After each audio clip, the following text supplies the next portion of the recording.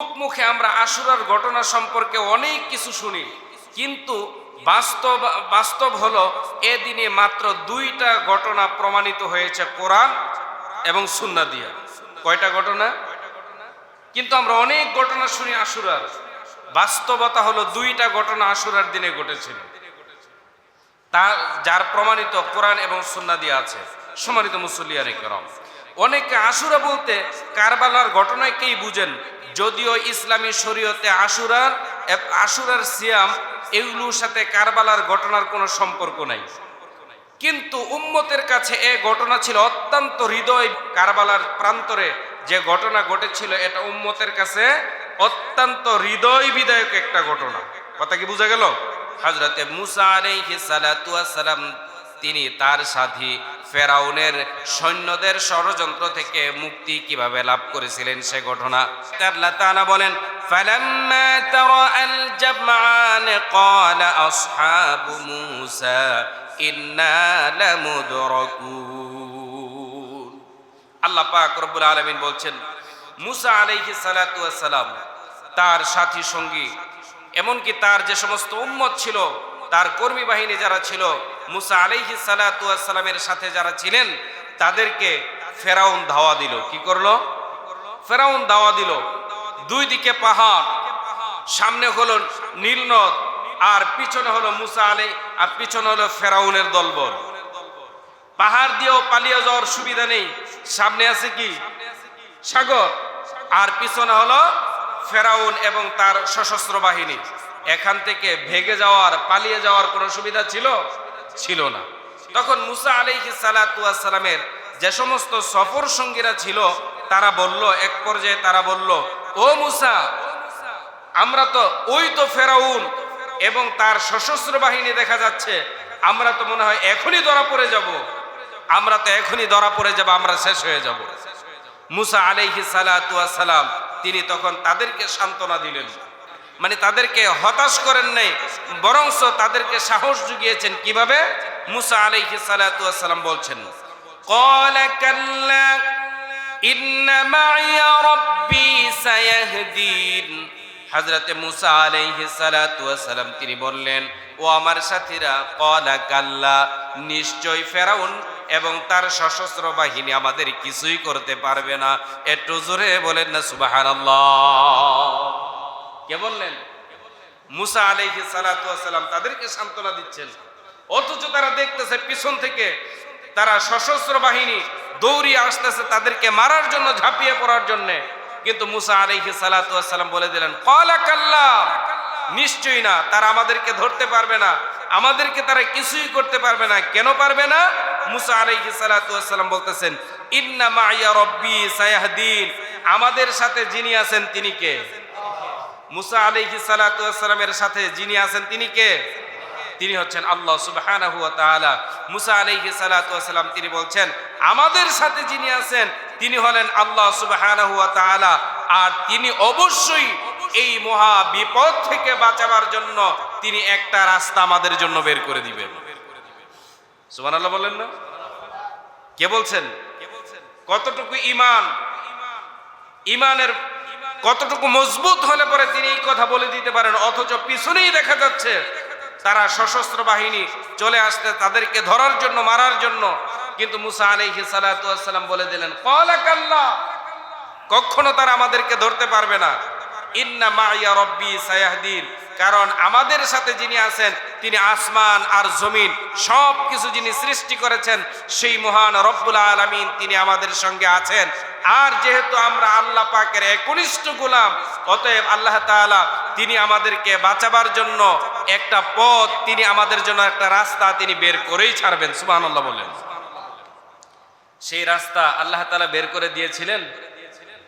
একটু বলেন তো, দিয়েছিলেন?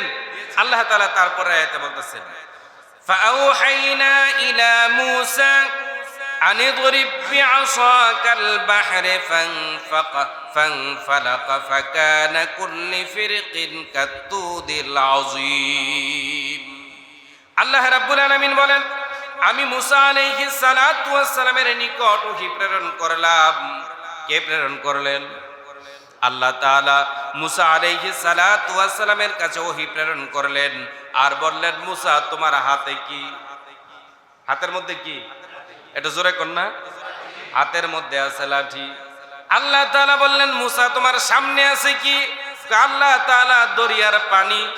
মুসা আলাইহিস সালাতু ওয়াস সালামকে আল্লাহ তাআলা বলেন, কাল বাহরে, সেখানে তুমি একটা বাড়ি দাও। সুবহানাল্লাহ।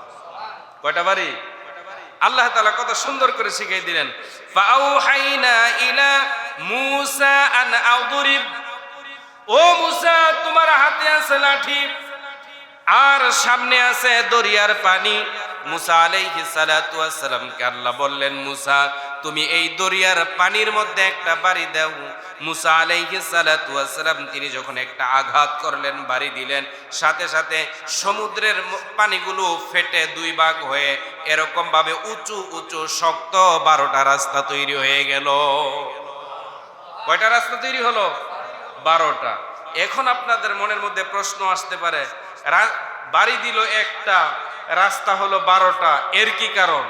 আপনারা জানেন যে বনি ইসরাইলের লোকের গোষ্ঠীর লোকেরা তারা কিন্তু কতারে খুব পেঁচাইতো। আমাদের সমাজও কিছু লোক আছে কতারে খুব খুঁটিনাটি এমনি ওইভাবে মানে খুব পেঁচায়। আসার এই ধরনের লোক আছে কিনা? তখন কিন্তু তাদেরকে আমরা অনেক সময় বলি, তুমি কি বনি ইসরাইলের লোক নাকি যে কতারে এত পেঁচাও? কথা এরকম আসে না কথা অনেক সময়। সম্মানিত মুসলিয়ান কেরাম, তো বনি ইসরাইলের লোকের এরকম কথারে অনেক পেঁচাইতো, তারা অনেক কথা বলতো। এই জন্য তারা সময় যাতে নষ্ট না করে, কাল ক্ষেপণ না করে, তাদের বনি ইসরাইলের মধ্যে তাদের মধ্যে 12টা গোত্র ছিল। এই 12টা গোত্রের লোক যাতে করে এক গোত্রের লোক আরেক গোত্রের রাস্তা দিয়া যেতে গিয়ে তারপরে আগে পিছ করতে করতে মারামারি যে না বাধায় দেয়, এই জন্য 12টা রাস্তা আল্লাহ তাআলা করে দিলেন। 12টা গোত্রের জন্য তারা পার হয়ে গেছে। সুবহানাল্লাহ কইতেন না? আরো জোরে কোন না সুবহানাল্লাহ। এবার মুসা আলাইহিস সালাতু ওয়াস সালাম এবং তার দল সকলেই তো পার হয়ে গেল। পার হয়ে গেল যখন, এবার তারা যখন নদীর মাঝখানে, ফেরাউন এবং তার দলবল এসে হাজির হলো কোথায়? নদীর কিনারায়, সাগরের একেবারে কিনারায়। এসে দেখে, আহারে কতদিন হলো ক্ষমতার মধ্যে আছি, আর এত সুন্দর রাস্তা আমি তো বানাই নাই, কে এই রাস্তা বানাইলো? সে রাস্তার চিন্তা করতেছি। কিসের চিন্তা? এক কথা কয় না। কথা কি বোঝা গেল? যে সে রাস্তার চিন্তা করতেছে যে কতদিন হলো ক্ষমতার মধ্যে আছি, এত সুন্দর রাস্তা তো আমি বানাই নাই, তাহলে কি এই রাস্তা কি আমার দাদা বানাইলো কিনা, না আমার বাবা বানাইলো? এই চিন্তা করতেছে। এই চিন্তা করতে করতে হঠাৎ করে খেলাল, আরে আমি রাস্তা তো ভিজিট করতে আসি নাই, আমি আইছি মোল্লা ধরার জন্য। কি ধরা? কথা কয় না, কি ধরা? আমি আসছি মোল্লা ধরার জন্য। মোল্লা কেডা? মুসা এবং হারুন আলাইহিস সালাতু ওয়াস সালাম এবং তাদের সাথী সঙ্গী যারা, এগুলো হলো মোল্লা। এই মোল্লার গোষ্ঠী ধরার লাগি আমি আসছি। আমি তো রাস্তা ভিজিট করতে আসি নাই। আমি এখানে দাঁড়ায় রাস্তা ভিজিট করলে কাজ হবে না, মোল্লা তো পার হয়ে যাইতেছে। এবার মোল্লারে ধরার লাগি সে নদীর মধ্যে নেমে গেল, সাগরের মধ্যে রাস্তা দিয়া সেও নেমে গেল। আল্লাহ রাব্বুল আলামিন তাদের ব্যাপারে বলতেছেন, ওয়াজলাফনা সুম্মাল আখারিন। আল্লাহ পাক রব্বুল আলামিন বলেন, আমি মুসা এবং তার দলবল তাদেরকে আমি সাগর পার করে দিলাম শুকনা রাস্তা দিয়া। সুবহানাল্লাহ। অপর দল যখন অপর দলটা ফিরাউন এবং তার সেনাদল তারা যখন এই সাগরের মধ্যে নেমে গেল, আল্লাহ রাব্বুল আলামিন বলেন, ওয়াজলাফনা সুম্মাল আখারিন। আমি তাদেরকে সাগরের মাঝখানে তাদেরকে ডুবাইয়া দিলাম। কে ডুবাইছে? কে ডুবাইছে? কে সুবাইছে? আল্লাহ পাক রব্বুল আলামিন তাদেরকে ডুবাইয়া সুবাইয়া। ইঁদুর দেখবেন পানির মধ্যে পড়লে কি অবস্থা করে, দেখছেন কিনা? ইঁদুর পানির মধ্যে পড়লে কি করে দেখছেন? যদি না পারেন তাহলে দুই একটা ইঁদুর না ধইরা বালতির মধ্যে পানি দিয়া এরপরে দেখেন, আবার দেখবেন যে ইঁদুর কিন্তু বড় হইলে ফাল দিয়ে তারপর পানি থেকে বের হয়ে যাবে, পুরাটা দেখতেও পারবেন না। তারপরে যদি সুযোগ হয় চেষ্টা করে দেখেন যে ইঁদুর কি অবস্থা হয়। ঠিক ফেরাউন এবং তার দলবলের এই অবস্থা হয়েছিল। এই অবস্থা হয়েছিল না হয় নাই? আল্লাহ তাআলা বলেন, ওয়ানাজ্জাইনা মূসা ওয়া মান মাআহু আজমাইন। আল্লাহ তাআলা বলেন, আমি মূসা এবং তার সকল সাথীদেরকে উদ্ধার করে শুকনা রাস্তা দিয়ে আমি আল্লাহ তাআলা ফেরাউনের সকল ষড়যন্ত্র থেকে তাদেরকে আমি আল্লাহ উদ্ধার করলাম। কে উদ্ধার করছেন? আল্লাহ তাআলা উদ্ধার করছেন। আর ফেরাউনের ব্যাপারে আল্লাহ তাআলা আবারও বলতেছেন, সুম্মা আগরাকনাল আখারিন, অতঃপর আমি অপর দলটিকে ফেরাউন এবং তার যে সমস্ত সৈন্য সামন্ত যা ছিল তার সবগুলোকে আল্লাহ রাব্বুল আলামিন এই নদীর মধ্যে চুবাইয়া ডুবাইয়া একেবারে ইঁদুর যেরকম ভাবে পানির মধ্যে পড়ে মরে ওইভাবে তাদেরকে আল্লাহ রাব্বুল আলামিন নিঃশেষ করে দিয়েছিলেন। সুবহানাল্লাহ বলেন। এই ছিল একটা ঘটনা। আরেকটা ঘটনা ছিল কি, এই আশুরার দিনের আরেকটা ঘটনা কি ছিল? আরেকটা ঘটনা ছিল এরকম, আমার প্রিয় মুসল্লিয়ানে করম, আল্লাহ রাব্বুল আলামিন হযরত মুসা আলাইহিস সালাতু ওয়াস সালামের হাতে কি থাকতো? আবার বলেন কি থাকতো? ওই যে সাগরের মধ্যে কি দিয়া বাড়ি দিয়া তারপরে পার হলো? লাঠি। এবার আসেন ওই লাঠির আরেকটা সুন্দর চমৎকার ঘটনা আছে। আল্লাহ পাক রব্বুল আলামিন বলছেন, ওয়ামা তিলকা বিয়ামিনিকা ইয়া মূসা قال هي عصا أتوكأ عليها وأهش بها على غنمي ولي فيها مآرب أخرى। আল্লাহ পাক রব্বুল আলামিন হযরত মুসা আলাইহিস সালাতু ওয়াস সালাম তিনি এরকম ভাবে জাদুকরদের সামনে যখন চলে আসলেন, হযরত মুসা আলাইহিস সালাতু ওয়াস সালাম তিনি যখন জাদুকরদের সামনে, ফেরাউন মুসা আলাইহিস সালাতু ওয়াস সালামকে পরাভূত করার জন্য, সম্মানিত মুসল্লিয়ানে کرام আপনারা জেনে রাখবেন আল্লাহ তাআলা প্রত্যেকটা নবী আলাইহিস সালাতু ওয়াস সালামকে তিনটা জিনিস দান করছেন। কয়টা? একটু বলেন কয়টা? তিনটা। এক নাম্বার হলো ওহী, ওহী ছাড়া নবী হওয়া যায় না। দুই নাম্বার হলো হুসনা খালক, উন্নত মানের চরিত্র। আর তিন নাম্বার হলো আল্লাহ তাআলা প্রত্যেকটা নবী আলাইহিস সালাতু ওয়াস সালামদেরকে মুআজিজা দান করতেন। কি দিবেন? জোরে বলেন কি দিবেন? মুআজিজা দান করেছেন। যেরকম হযরতে সুলাইমান আলাইহিস সালাতু ওয়াস সালামকে তক্তার মুআজিজা, এরকম হযরতে হযরত ঈসা আলাইহিস সালাতু ওয়াস সালামকে আল্লাহ তাআলা মুআজিজা দিয়েছেন যে জন্মানদের চোখের মধ্যে হাত বুলালে সাথে সাথে ভালো হয়ে যেত, কুষ্ঠকাঠিন্য রোগাগ্রস্ত ব্যক্তির শরীরের মধ্যে হাত বুলালে তার চামড়া ভালো হয়ে যেত। এরকম ভাবে এক একটা নবীকে আল্লাহ তাআলা এক একটা মুআজিজা দান করেছেন।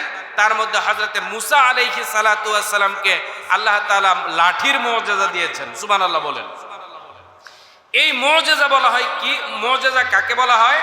মুআজিজা বলা হয় সমকালীন সময়ের সবচাইতে শক্তিশালী যেই জিনিসটা, ওই জিনিসকে যেই জিনিস দ্বারা পরাভূত করেছিলেন আম্বিয়া আলাইহিস সালাতু ওয়াস সালাম, তাকে বলা হয় মুআজিজা। সুবহানাল্লাহ বলেন। ফেরাউন জাদুকর ছিল এবং প্রশিক্ষণ প্রাপ্ত, একবার আন্তর্জাতিক মানের জাদুবিদ্যা শিখে তারপরে তারা জাদু মন্ত্র দিয়ে বিভিন্ন জিনিস তারা কায়েম করত, তৈরি করত। প্রিয় মুসল্লিয়ানে کرام হযরত মুসা আলাইহিস সালাতু ওয়াস সালামের সময় এরকম ভাবে ফেরাউনের জাদুকররা যখন জাদু মন্ত্র দিয়ে এক একজনে এক একটা তৈরি করতে লাগলো, তখন মুসা আলাইহিস সালাতু ওয়াস সালামের কাছে যেই তারা আসে তারা হেরে যায়। কারণ মুসা আলাইহিস সালাতু ওয়াস সালামের লাঠির মধ্যে মুআজিজা কে দিয়ে দিয়েছেন? বলেন কে দিয়েছেন? আল্লাহ তাআলা মুআজিজা দান করেছেন। এই জন্য মুসা আলাইহিস সালাতু ওয়াস সালামের কাছে আসলেই তারা হেরে যেত। একদিন ফেরাউন মুসা আলাইহিস সালাতু ওয়াস সালামকে প্রস্তাব দিল, ও মুসা, তুমি যেই জাদু দেখাও, আসলে তোমার সাথে একদিন জাদুর প্রতিদ্বন্দ্বিতা হবে।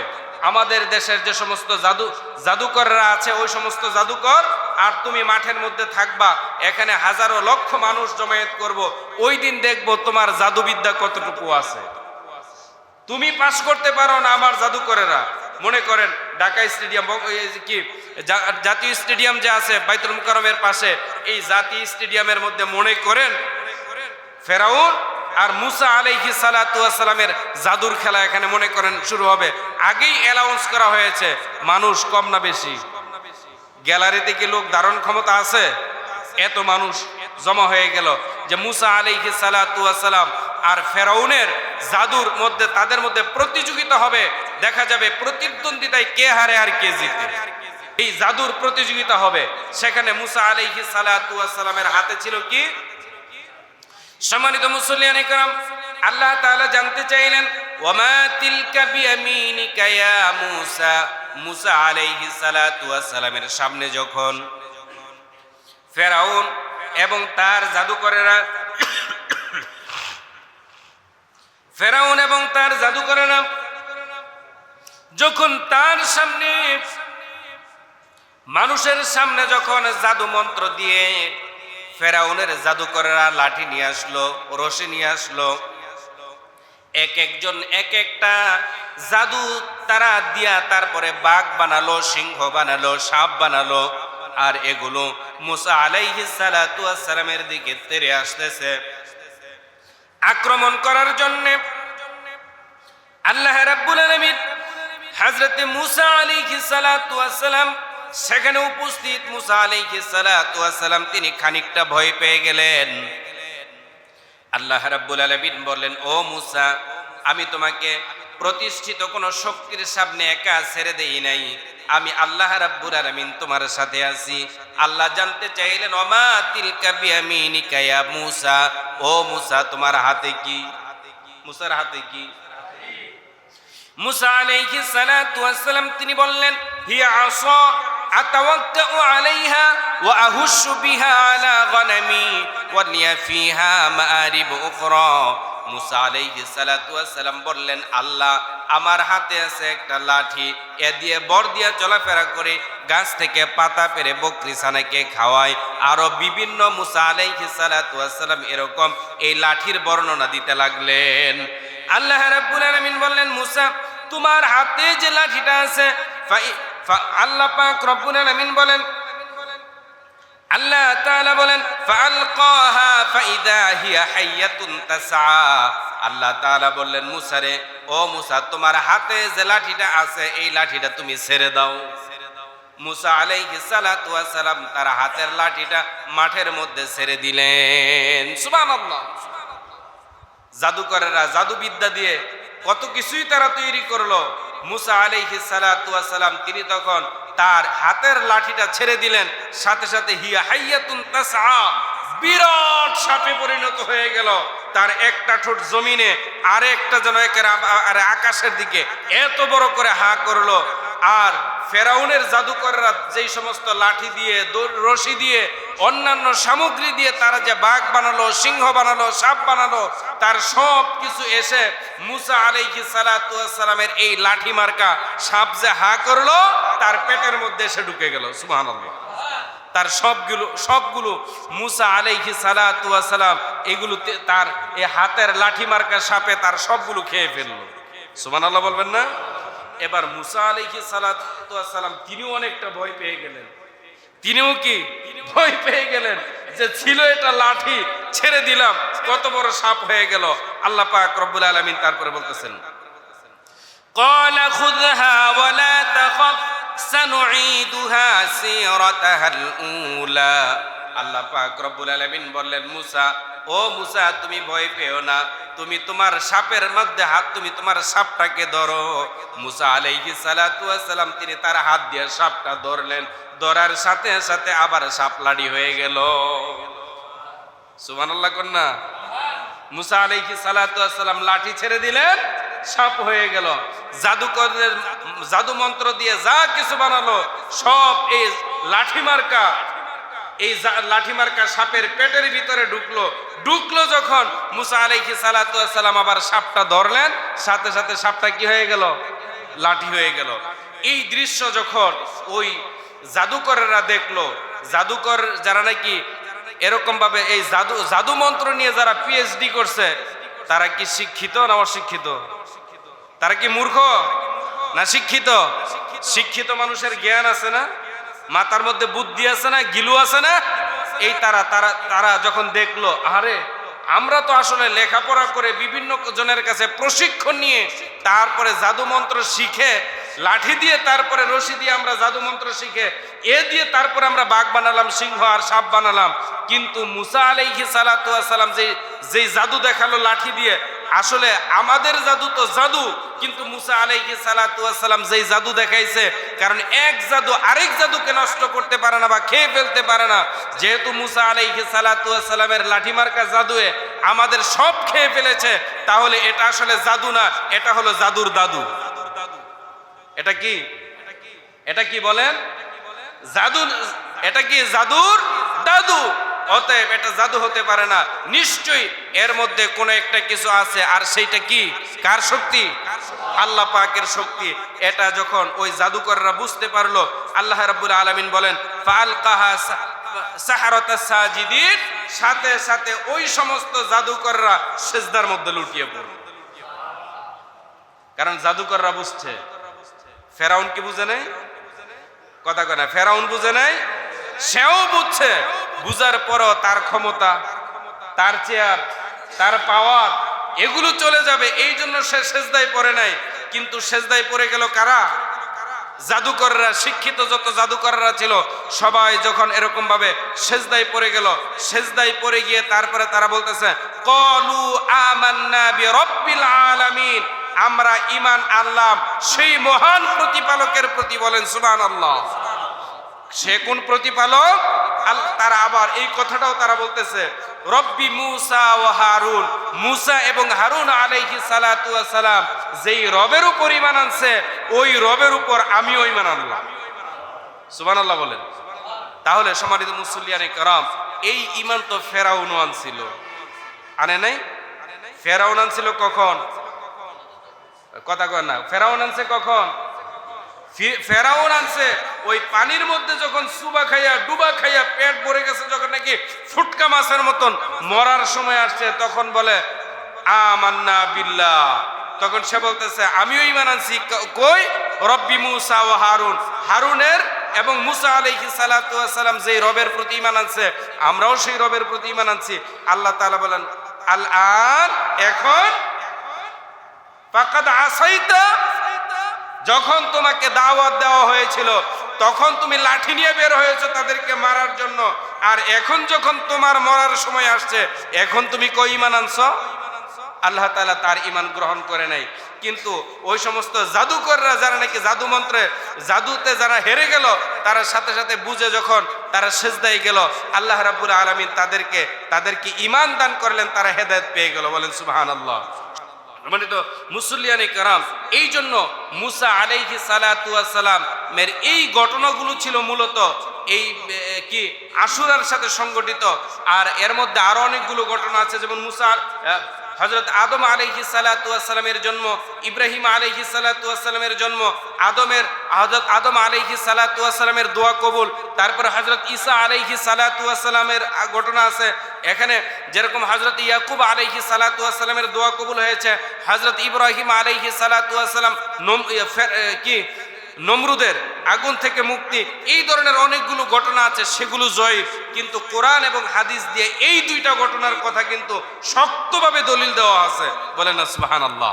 সম্মানিত মুসল্লিয়ানে কেরাম, আজকের আলোচনার শিক্ষা হলো সত্যের পথে থাকলে শেষ বিজয় আল্লাহ পাকের পক্ষ থেকে আসবেই। আসবে না? সত্যের পথে এই জন্য আমরা থাকতে রাজি আছি তো? আল্লাহ তাআলা আমাদেরকে সত্যের পথে থেকে আল্লাহ রাব্বুল আলামিনের দেওয়া বিজয় যাতে আমরা লাভ করতে পারি, আল্লাহ তাআলা আমাদেরকে সে পথে থাকার তৌফিক দান করুন। বলেন আমিন।